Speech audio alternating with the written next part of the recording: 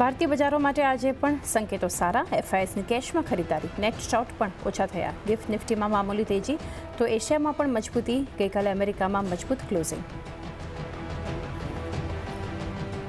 Tariff પર ટ્રમ્પને મોટી રાહત. યુએસ અપીલ કોર્ટે ટેરિફ ચાલુ રાખવાના પક્ષમાં આપ્યો નિર્ણય. ઇન્ટરનેશનલ ટ્રેડ કોર્ટે લગાવી હતી રોક. મહારાષ્ટ્રમાં 40% સુધી મોંઘું થઈ શકે છે લિકર. રાજ્ય સરકારનો એક્સાઇઝ ડ્યુટી વધારવાનો નિર્ણય. ડ્યુટીમાં વધારાથી સરકારને મળશે 14,000 કરોડ રૂપિયા.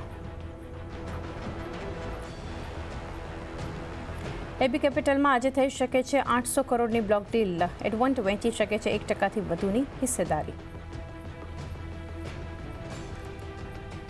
मेरा अंदाजा है कि लगभग इस 100 बिलियन के एफडीआई के आधार पर कम से कम 500 बिलियन यानी 40 लाख करोड़ से अधिक का निवेश, जिससे भारत की अर्थव्यवस्था को बहुत बल मिलेगा.